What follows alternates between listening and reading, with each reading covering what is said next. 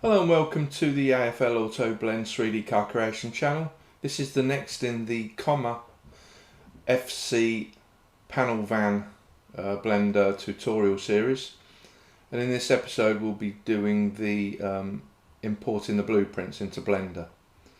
So I'm presuming that everyone's got Blender. If not, go to blender. Search for Blender on Google or your whatever browser you use and download it. It's free. So if you haven't got it, do that. But if you have got it, we'll start from here.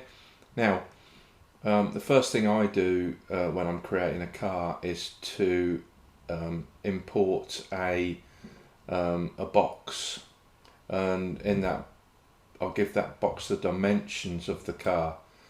So there's the box there. Okay, so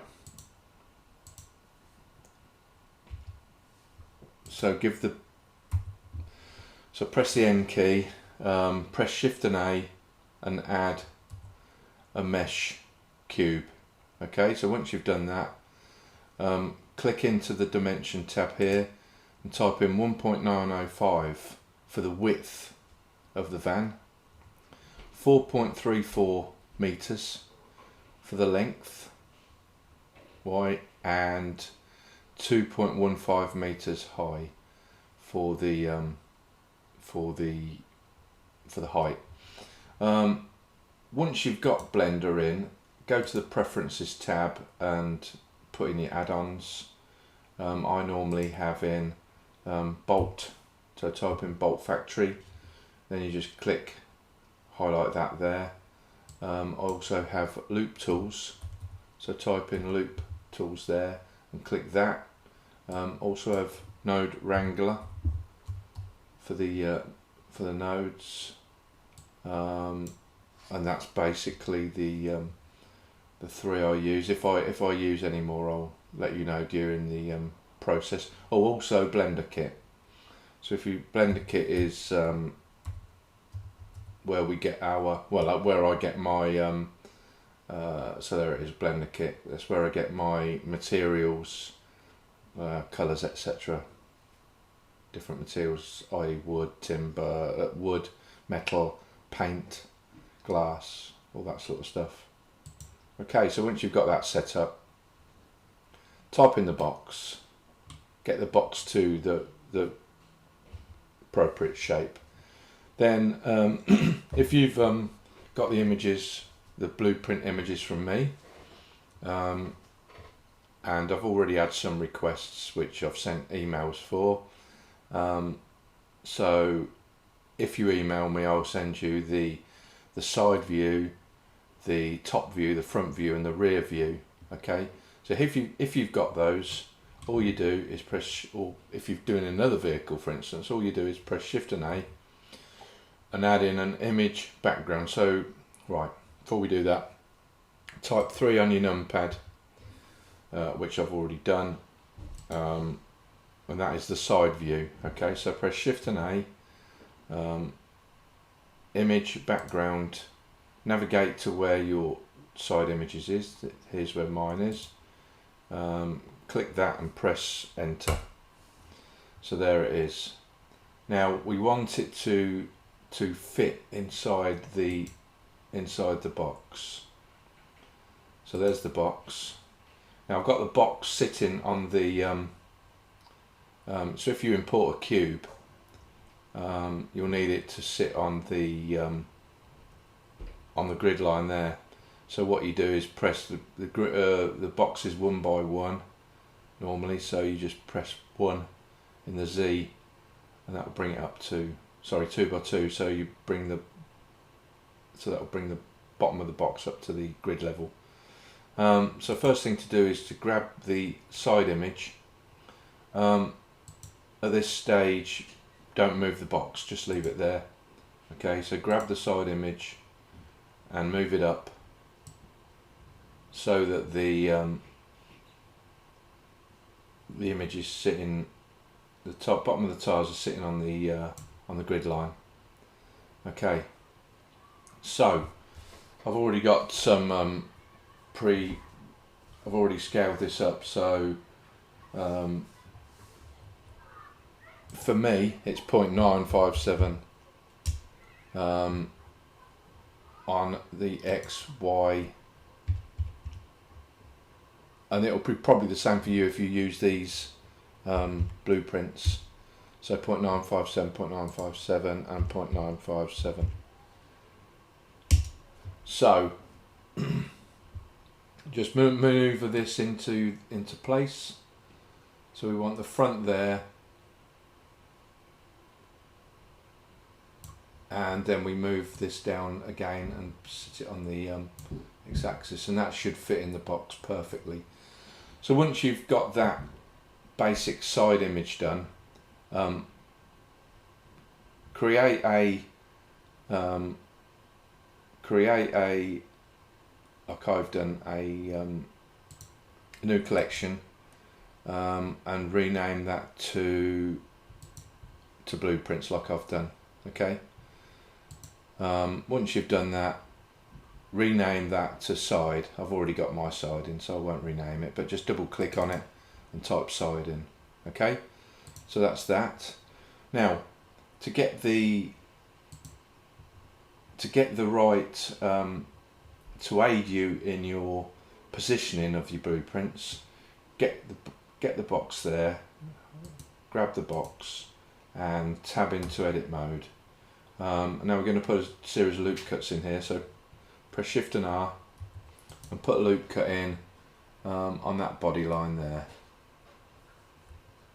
Okay, so just put it there, and then what I've used is I've done the doors. So if you press Control and R, move it to around about here, and then another one, and move that to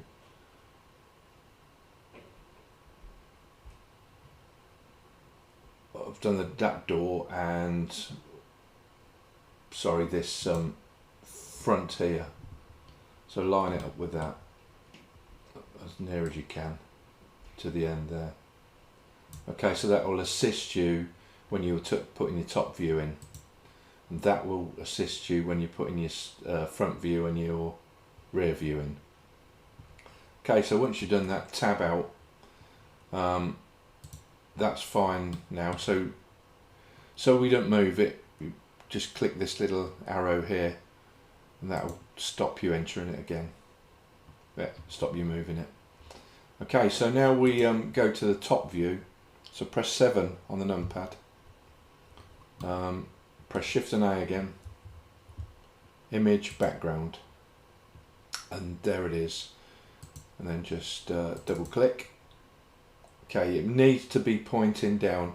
If you've got if you're modelling from the left side, which we are, the front of the vehicle needs to be pointing down. So if it's not, just rotate it. So if it's pointing that way, for instance, just rotate it by 90 or negative 90 to get it in the right place. Okay, so this is in the right place. Now we'll go to the scaling again, and the top I haven't written down. So what we need to do is to line up this line on the door. So there's the line there, and there's the door. So just move that up so it's in line with the door. Then that should be at the front there. So obviously we will need to scale this into our box. So there's our box, if you double click in the box there. So we need to scale this in quite a way. So scale and bring it in. Now we want the back of the vehicle, not the bumper, the back of the vehicle. So to there. And then the front of the vehicle should be, yeah, it's near. And then we're just a little bit further off there. As you can see, that line should coincide with that. That should coincide with that. So scale it down again, just a little bit, to about there. Now the back will have moved, so move it up again to there. Not too worried about the sides at the moment. Just want to get the front and the back in, so that looks like it's there. Now we've just got to move it, so look, it's going through the door handle there, but so what we need to do is move it across to about there, so that looks centered. So once you've done that, double click on that and call it top, and then click that.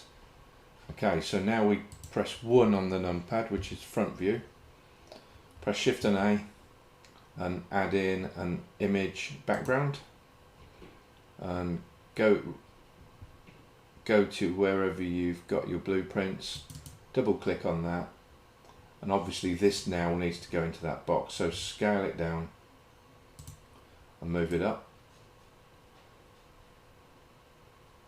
Now I've already done this, so I've got the numbers here for the front, so it's scaled by 0.507, so write these down in case you get these images from me. So 0.507, 0.507. Okay, so all I need to do now is to maneuver this into place. So once again, get the wheels sitting on the base, and that is nearly okay on the side there. But let's get it perfectly in line. So the side is on that door handle and there. Okay, so that's the front, so double click on that and type in front. Okay, and then block off that, so you can't select it, you can't select that.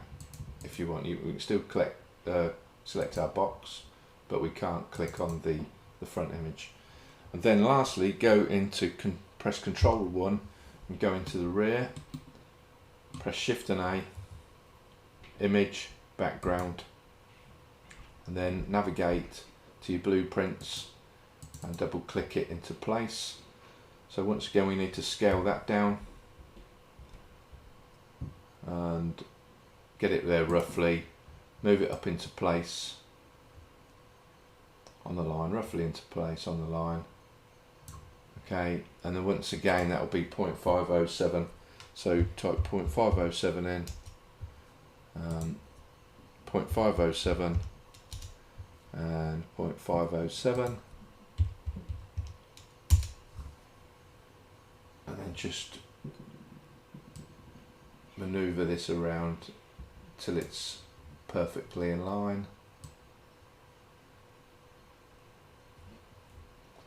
And for minute movements, hold the Shift key down while you're moving it. Okay, so that's all into place, so move over to the outliner, double click it and type rear. Okay, and then you've got all, so press 3 on your numpad, you get is the side view, 7 is your top view, 1 is your front view, and Control 1 is your rear view. If you're doing box modelling, which I won't be on this one, but if you're doing box modelling, you've already got a start on the model because your box is there. Okay, but in my case I'm going to hide it, ready for the next one. Okay, so there we are, that's that. We want these images to be seen in, so let's select the front. I'll use mine. So we go to the side view. Okay, click this little button here, this object data properties, click perspective and opacity, and set your opacity to about 0.5, or sometimes I use 0.3. Okay, so what that means is that when you scroll it around, you can still see it if you tick that little perspective box, which can be quite handy sometimes. So that's what I do as well. So do all that before the next episode, and we'll start modelling. So thank you for watching. See you in the next episode. Bye.